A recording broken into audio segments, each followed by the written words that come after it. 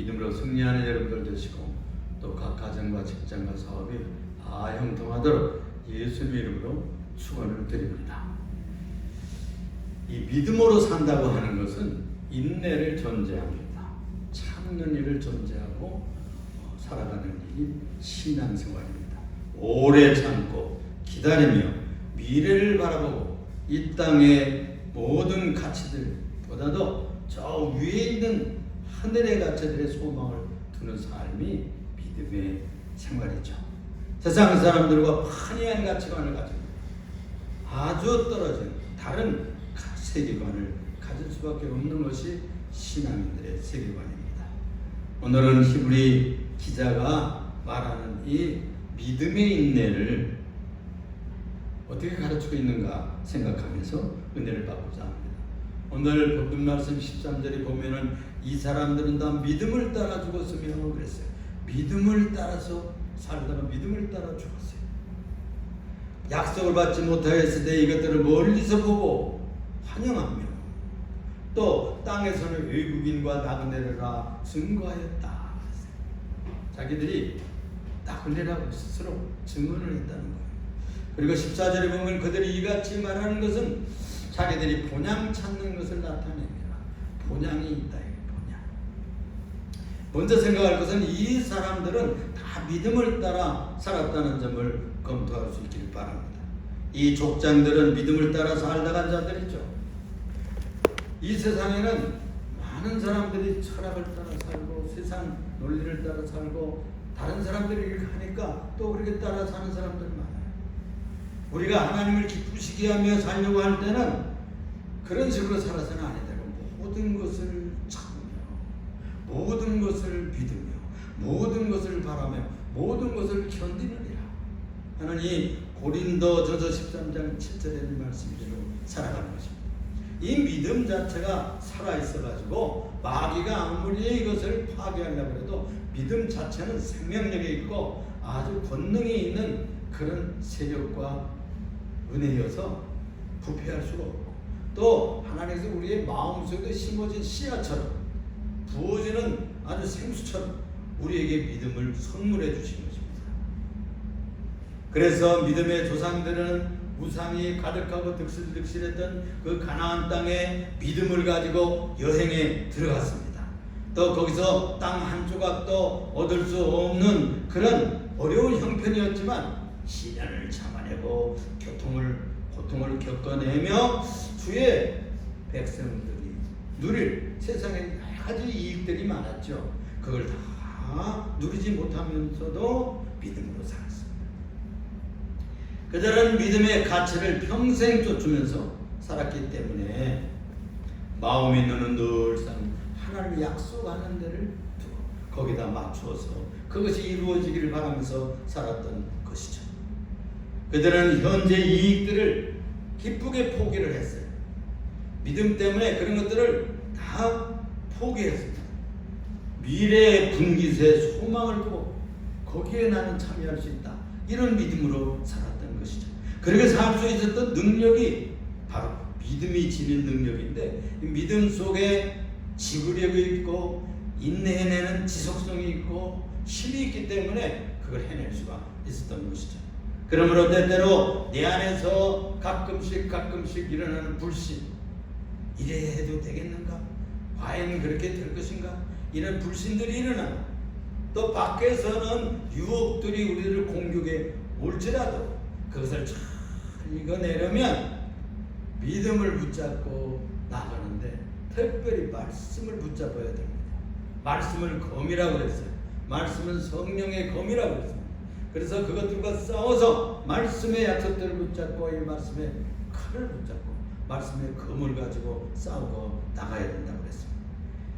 그들은 또 이 믿음으로 메시아 예표만 멀리서 보았다고 그랬어요. 멀리서.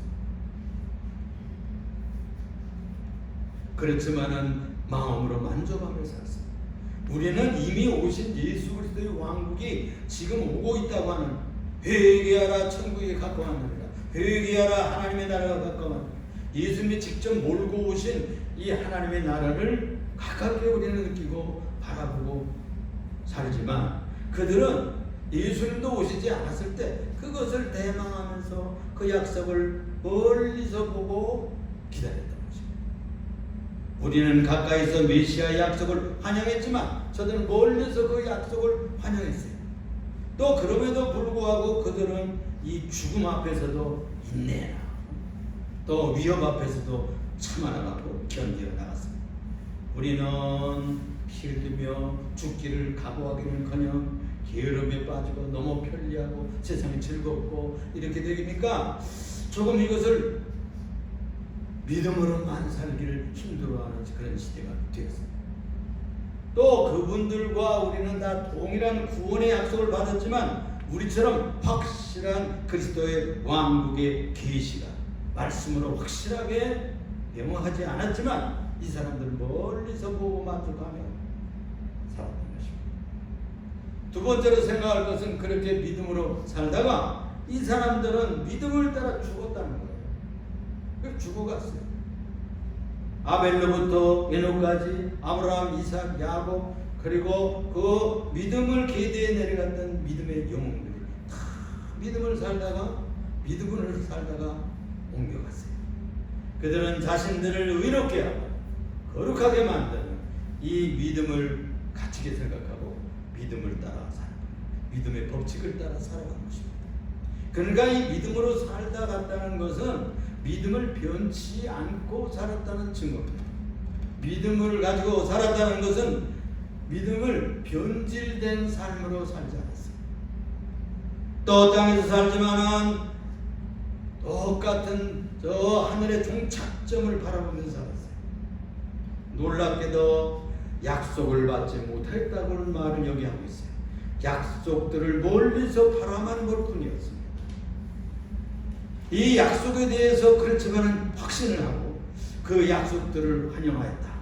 이런 믿음으로 살려고 하면 저 천성이 쉽지 않다는 것을 믿어야 돼요. 천국이 있다는 것을 실제로 그냥 도덕적으로 천국 가고 지옥 가고 이런 얘기하는 것은 권선징악의 차원에서 하는 얘기지 이렇게 생각하면 그건 종교적인 것입니다.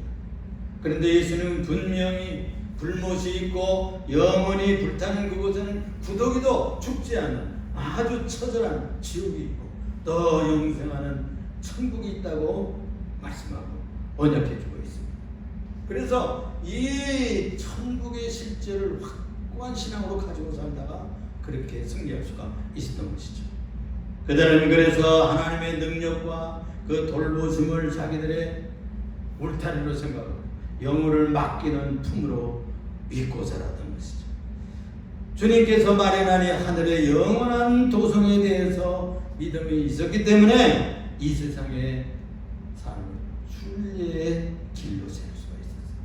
순리하는 길.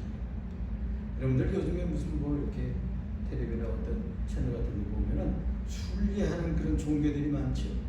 그런 것처럼 우리 크리스찬들도 평생을 순리하는 것 같이 삽니다. 우리는 어디로 순리해 가기 위해서 여기에 태어났어요? 이 세상을 나그네처럼 살면서 저 천성을 향해 가는 순례자다 이렇게 표현해주고 있는 것이죠.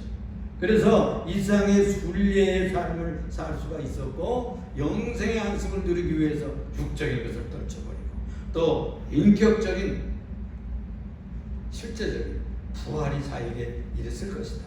몸의 부활이 육체적인 부활이 있을 것이라 확신하는 이런 소망을 가지고 살았어. 그렇게 믿음으로 살다가 믿음을 따라 죽을 수가 있었습니다. 디도서 2장 13절에 보면 이런 말씀을 소개하고 있습니다.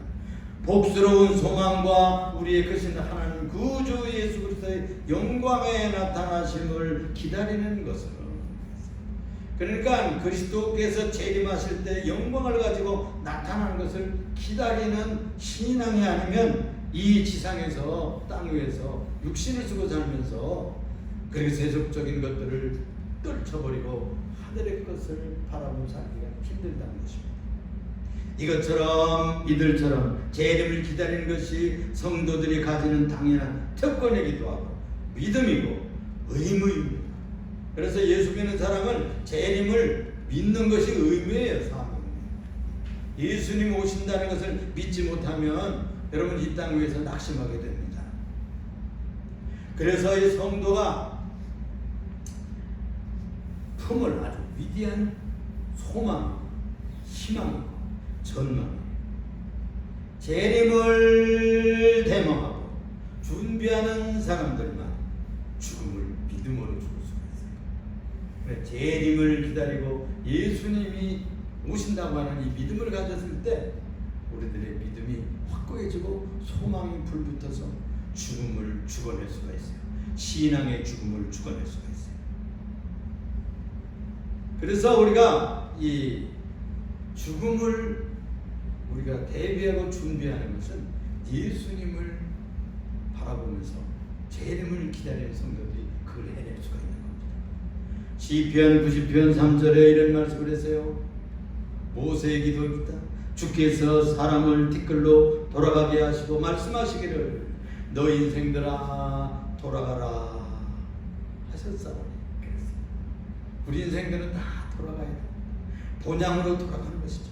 죽음은 그래서 성도들이 천국에 들어가는 문입니다. 누가 죽음을 담대하게 맞을 수 있을까요?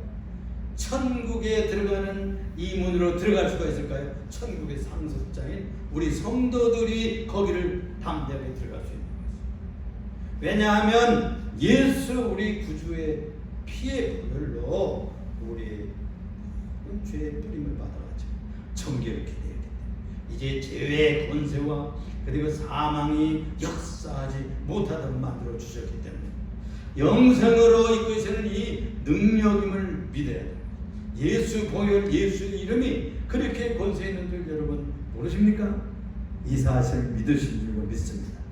그래서 이 예수의 피부름을 받은 자들이 더 이상 죄는 나에게 효과가 없다. 사망은 나에게 역사할 수가 없다. 예수님이 무덤을 깨치시고 사망을 정복하시고 부활의 날에 일어나신 것처럼 예수 믿는 우리들에게 그런 생명의 권세를 주신 것이죠. 이렇게 영생으로 이끄시는 능력이 성령께 계신데 이 권능의 신신 성령님을 모시고 사는 여러분들이 예수의 보혈이 얼마나 효과 있는지를 여러분 체험하게 될 것입니다. 우리가 육신적으로도 믿음으로 체험하지만 천국에 가면 예수님의 보혈이 이렇게 우리를 구원하는 능력이구나 하는 것을 믿게 될 것입니다. 그것은 바로 우리가 엄청난 지옥에 떨어질 수밖에 없는 죄악들, 찢어지는 고통, 예수의 십자가의 보혈밖에 없기 때문에 다른 이름을 구원을 할 수 있는 이름을 주신 일이 없다고 그랬어요. 그래서 이 거룩한 영생에 들어가는 허락을 받기 위해서 예수의 보혈밖에 없어요. 할렐루야. 이 놀라운 진리를 여러분들의 마음속에 새기시고 매일 그리스도의 보혈이 흐르는 강단 앞에 또는 십자가 아래 기도하시고 찬양하시고 신앙생활하고 묵상하고 영광 돌린 여러분 되셔야 될 줄로 믿습니다. 세 번째로 생각할 것은 그러면 이제 이렇게 구원이 약속된 우리들이 이제 신앙의 죽음으로 승리하기를 각오하면서 이 땅에서 사는 동안 어떻게 살아야 되겠느냐 하는 거죠. 이 땅 위에서 살기는 온전해지기를 힘써야 된다고 했어요. 온전해지기를 완성된 성도가 되기를 위해서 지향해야 됩니다. 그러니까 성도는 완전을 향해 가는 고통을 겪어내야만 하는 것입니다. 여러분 고난을 많이 겪으면요 죄의 껍데기들이 죄의 찌꺼기들이 떨어져 나가요. 그렇죠? 여러분들 죄가 생각납니다. 고난을 받을 때 또 내가 허물이 얼마나 많은가 이런 생각을 하게 되는 것이고요. 시련을 겪어야 사람이 겸손해지고 또 고생을 좀 해보아야 눈물 있는 빵을 먹어보면서 하나님께서 우리들에게 은총을 베푸시지 않으면 우리는 하나님의 거룩한 나라에 들어갈 수 없겠고 이런 것을 느끼게 되는 거예요. 그래서 이 성도는 완전을 향해 나가는 고통을 겪는 과정이라고도 볼 수 있어요. 신앙생활을 이제 5년 해보고 7년 해보고 또 10년 20년 이 하다 보면 내가 이것만 해가지고 될 것인가 이렇게 자기 자신한테 묻게 됩니다. 주님은 그래서 하늘 아버지 온전하신 같이 너희도 온전해라. 이 온전하다는 말은 퍼펙트하라고 그러는 거예요. 완전하라고 그러는 거예요. 아브라함 조상, 아브라함 믿음의 조상도요. 주님 앞에 좀 부족한 점들이 나타났어요. 이스마엘을 낳았을 때에 하나님께서 그를 부르시고 그 앞에 나타나셔서 너는 내 앞에서 완전해라 그랬어요. 나는 엘샤다이다. 나는 완전한 하나님이고 전능한 하나님이고 거룩한 하나님이기 때문에 너는 내 앞에서 완전해라. 그렇게 요구하고 있는 거예요. 우리의 수준을 굉장히 높이 기대하고 있는 겁니다. 그냥 대강대강 살다가 그냥 오라고 하는 것이 아니라 너희 하늘 아버지의 온전하신 같이 너희도 온전하라. 그렇게 예수님께서 요청했어요. 베드로 사도는요, 그의 베드로 후서 1장 4절에서 7절까지 읽어볼 것 같으면 그걸 신의 성품에 참여한다 그랬어요. 개혁 성경에 보면 신의 성품이라고 그랬고, 지금 이 개혁 개정에 볼 것 같으면은 신성한 성품이에요. 신성한 성품. 그래서 우리가 이 정욕이 들끓고 썩어질 이 세상에서 피해서 신성한 성품에 참여하는 자가 되게 하려 하셨느니라. 이 신성한 성품은 하나님의 성품입니다. 하나님의 온전한 형상을 이루어야 된다. 그런 말씀이 되는 거예요. 이제 우리가 믿음으로써 구원을 얻게 되면 그 다음 단계는 온전을 향해서 나가는 노력이 필요한 거예요. 한국 기독교회가 좀 잘못 가르친 게 있어요. 믿기만 하면 된다. 구원이야 믿기만 하면 되는 것이지만 온전한 성품을 이루기 위해서는 노력이 필요하다고 여기 말씀하고 있는 거예요. 그래서 5절에 보면 그러므로 너희가 더욱 힘써 그랬잖아요. 힘쓰라는 말은 노력입니다. 애쓰는 겁니다. 사모하는 역사가 있어요. 기도하는 일이 있어야 되고 우리가 찬송하며 그리고 회개하고 그런 노력, 인격적인 노력이 필요한 것이에요. 그러므로 너희가 이 신의 성품, 하나님의 성품에 참여하기 위해서는 더욱 힘써 믿음의 덕을, 덕의 지식을, 지식의 절제를, 절제의 인내를, 인내의 경건을, 경건의 형제 우애를, 형제 우애 위에 사랑을 공급하라. 이것이 7단계예요. 사랑에 이르는 것이 믿음, 소망, 사랑. 바울 사도는 그걸 간단하게 이렇게 얘기를 했어요. 그렇지만은 이 믿음에서부터 사랑의 단계까지 가는 데는 7단계가 있는 것입니다. 이런 것을 갖춰야 되는 것입니다. 베드로 사도가 분명히 얘기하고 있는 겁니다. 믿음에서 출발합니다. 믿음은 거저받습니다. 믿기만 하면 구원해 주시는 은총을 선물로 받습니다. 에베소서에도 볼 것 같은 믿음은 선물이라 그랬어요. 우리가 노력해서 받는 게 아니에요. 어느 날 믿어지는 겁니다. 응? 복음 전하는데 그게 믿어져. 2000년 전에 가서 보지 않았는데도 그 이야기를 듣기만 했는데 가슴에 믿어져. 믿음은 선물이에요. 선물로 받은 은총의 자녀들은 복된 사람들입니다. 여러분 성도들은 복된 사람들이에요. 주님께서 그런 믿음의 선물을 주시고 그 다음부터는 예수님을 닮아서 하나님 아버지의 형상을 이루다가 오라고 말씀합니다. 그래서 믿음의 덕을이라고 해서 덕이라는 말은 유익을 끼치는 거예요. 유익을 끼쳐 우리들의 형제들에게 가정에 또는 회사에 교회에 유익을 끼치는 존재입니다. 표정하나로 말밀마디로 손길로 유익을 끼치는 존재니까 성품으로 유익을 끼쳐야 돼요. 어떤 사람은 나타나기만 하고 그 사람은 아주 긴장시키는 그런 성품도 있어요. 그런 성품을 갖고 가서는 안 해야 됩니다. 남을 부담 주는 성품이 아니고 편안하게 하고 기쁨을 주고 참 만나고 싶고 그런 성품을 이루어가는데 그게 바로 덕의 단계. 그 유교에서 덕을 얘기하잖아요. 덕성. 한국 교회 학교에서 덕성을 기르어야 된다. 그렇게 말하고 있는 것이죠. 그래서 이 믿음의 덕을 그 다음에 이 덕만 가지고는 안 되고 지식을 더하라고 했어요. 믿음의 덕을 덕의 지식은 말씀에서 옵니다. 신령한 지식은 하나님의 말씀에서 옵니다. 말씀이 풍성해지면 신령한 지식이 넘쳐나게 되는 것이죠. 말씀은 지식의 보고입니다. 신앙의 가이드라인이고 내비게이션이나 같은 거예요. 그러나 이 말씀과 지식이 풍성해지면 교만해지기 쉽고 남을 비판하기 쉽고 아는 것이 많으면 십자원이라 그래가지고 고통이 많아져요. 그래서 여기에 볼 것 같으면 절제 단계로 나아가야 된다고 했어요. 자기 조절을 그렇고 또 통제를 통해서 남에게 유익을 끼치는 지식에 신령한 하나님의 사람이 되기를 기대하고 있는 것입니다. 그래서 자기를 다스리는 자가 큰 성을 얻는 사람보다 위대하다.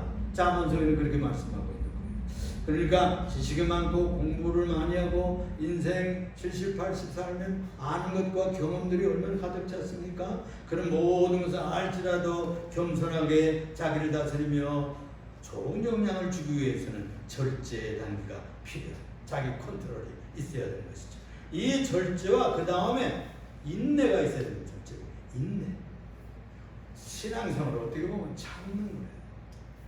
이때도 참고 저때도 참고 이래도 참고 저래도 참고 견뎌 나가는 것입니다. 그래서 이 절제와 균형을 이룰 때 저 사람 예수 믿는 사람이구나 이렇게 다른 사람들이 볼 때 귀하게 볼 수 있게 되는 것이죠. 그래서 거기서 더 나아가 무엇을 요청하고 있는 거 아니? 경건을 얘기해 보세요. 경건이라는 말은 유세베이아라는 말이에요. 유세베이아라는 말은 예배하는 것을 말해요. 예배하는 자세, 예배하는 태도, 즉 하나님 앞에서 사는 삶입니다.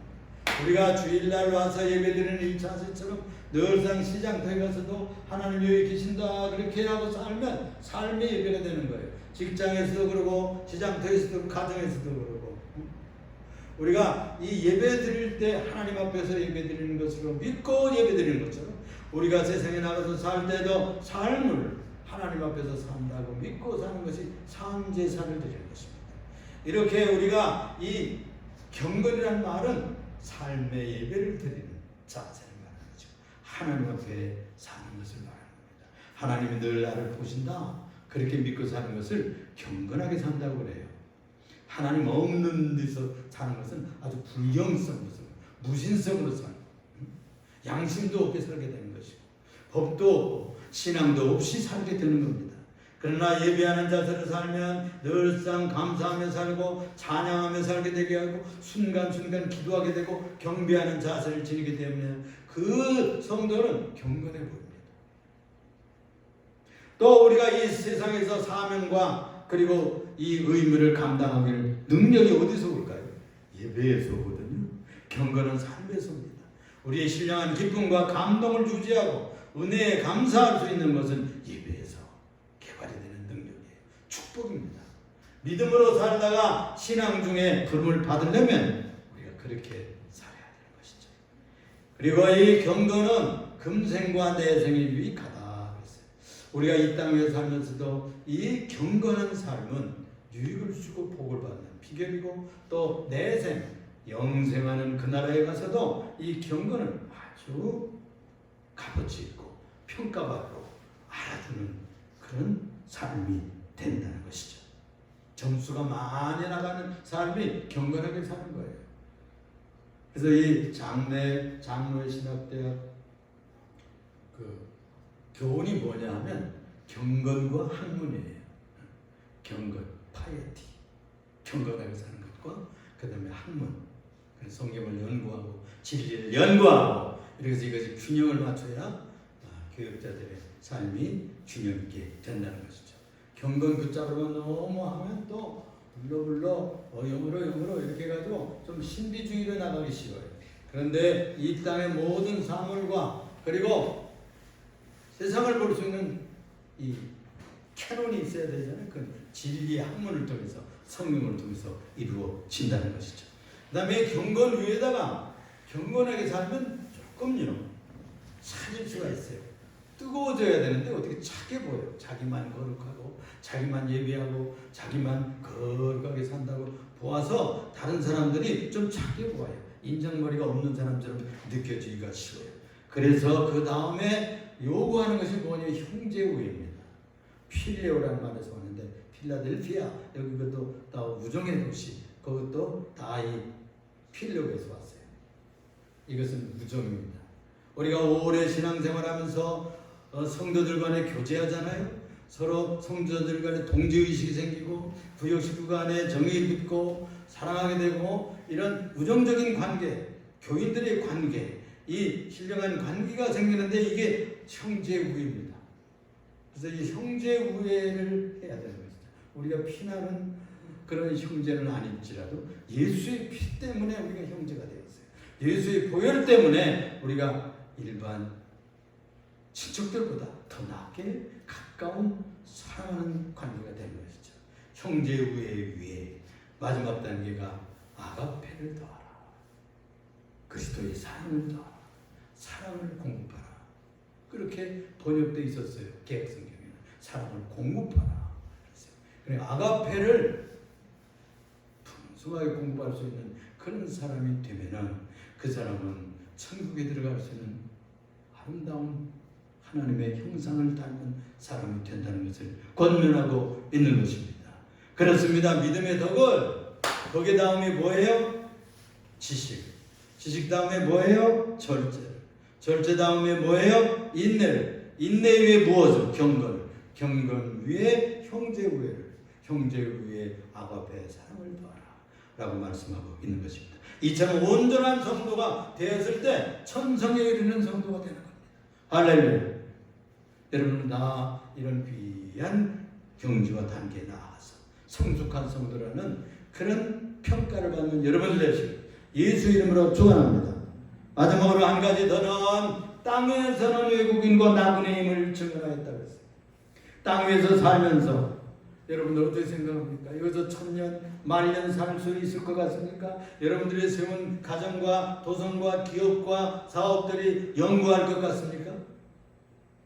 이미 고인이 되었지만 저 서울대 출신이죠. 최희준 씨라고 아주 가수가 있었잖아요. 그분이 부른 노래 중에 하숙생이 있었어요. 인생은 하숙생 같다는 거예요. 인생은 나그네 길 어디서 왔다가 어디로 가는가 이렇게 가사가 되어 있어요. 인생은 불려가는 낙엽처럼 흘러가는 구름 한 조각 같다. 풀은 마르고 꽃은 시들어도 주의 말씀만은 영원하다. 이사야서에서 그렇게 말씀하고 이 말씀은 여기저기서 인용되고 있습니다. 나그네가 고향을 그리듯이 성도는 본향되는 영원한 도성을 사모한다고 하면은 이 세상의 애착을 끊어낼 수가 있는 것이죠. 신령한 것이 저 위의 것이 가치가 있다고 생각되기 때문에 세계관이 바뀌기 때문에 가치관이 바뀌기 때문에 그렇게 살아낼 수가 있는 것이죠. 예수님을 만났던 수가성 여인이요 물을 들어왔다가 물동이 가지고 왔다가 예수님 만나는 물동이를 버리고 그냥 달려가서 복음을 전했다는 얘기를 우리가 요한복음서에서 읽을 수 있습니다. 그러니까 무엇이 더 중요한지를 알면 헛것은 버리는 거예요. 그건 내깔려 버리는 거예요. 포기할 수 있는 것입니다. 그래서 우리가 귀한 것이 하늘에 신령한 가치가 저 하늘에 있다는 것을 알기 때문에 이 땅의 가치들을 가차없이 버려낼 수가 있는 것입니다. 그렇게 살면 땅에서 그들은 나그네로 살 수밖에 없는 것이죠. 난 여기다 얼마 있다 가겠지. 얼마 있다 푸른 바다가 겠지. 이렇게 생각하게 되는 것이죠. 그래서 진정한 그리스도와 만남이 새로운 가치관을 만들어줍니다. 예수님 진짜 만났으면 새로운 세계관이 열리게 되는 것이죠. 성도의 관심사가 이제는 그래서 세상 것들이 아니라 신령한 것, 하늘에 가서 얻을 것에 대해서 묵상하게 되는 것이고 또 성경을 읽을 수밖에 없고 기도하고 하늘에 신령한 것에 쏠릴 수밖에 없는 이유가 거기 있습니다. 그래서 이 신앙의 족장들이 세상에서는 시민권도 없고 또 영구한 그런 기업도 없었지만은 아브라함은 그래서 이렇게 얘기를 했어요. 자기 아내가 소천했을 때 그 가나안 사람들 앞에 엎드려가지고 이렇게 요구를 했습니다. 나는 당신들 중에 나그네요. 우구하는 자라. 그렇게 말했어요. 자기는 나그네요. 우고자라고 그 가나안 사람들에게 고백을 했어요. 떠돌이처럼 생각을 했어요. 히브리인, 이 히브리인이라는 말 자체가 하비루 뭐 이런 뜻인데 제상계층, 떠돌이, 땅 없는 사람들 이런 뜻이에요. 그리고 외국에서 밀려온 사람들, 벌어먹기 위해서 들어온 사람들, 이런 사람들이 히브리라는 뜻입니다. 그래서 히브리 사람 아브라함이라고 되어 있어요.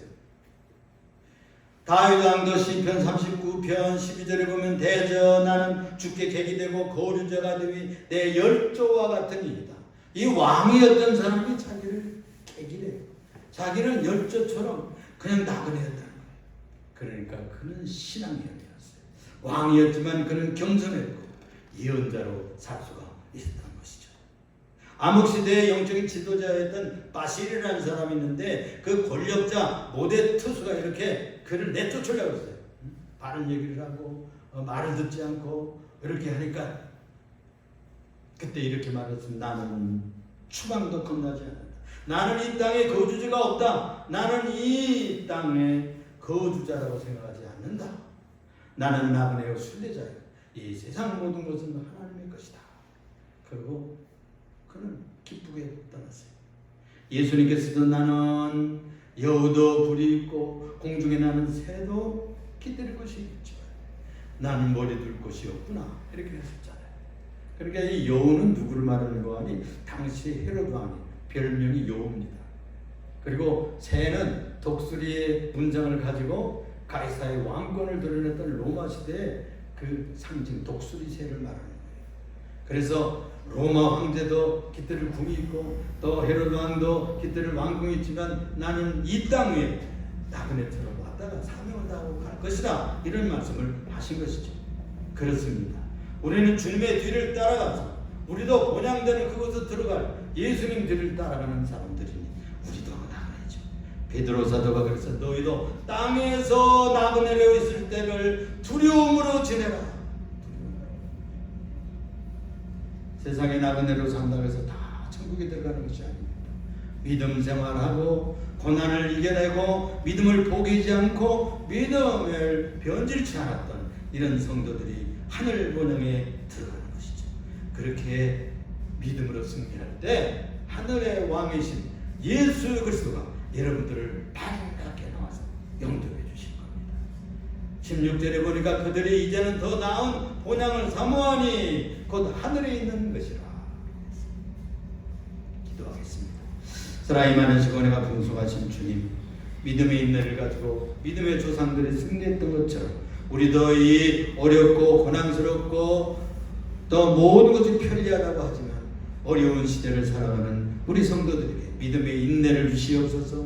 또 아버지 하나님이여 믿음의 덕을 덕해 주시게 절제에 또 인내의 경건의 형제우애를 그리고 그 위에 아가페의 사랑을 더하는 하나님의 형상을 닮은 사람들로 살다가 이 땅 위에서 부름받을 때 다 천국에 들어갈 수 있는 하나님의 거룩한 자녀들이 되도록 은혜를 더하여 주시옵소서. 이 신앙의 삶을 인내로서 승리하는 큰 축복이 저들의 이루어지도록 역사하여 주옵소서. 우리 그 주 예수님 이름으로 기도합니다. 아멘.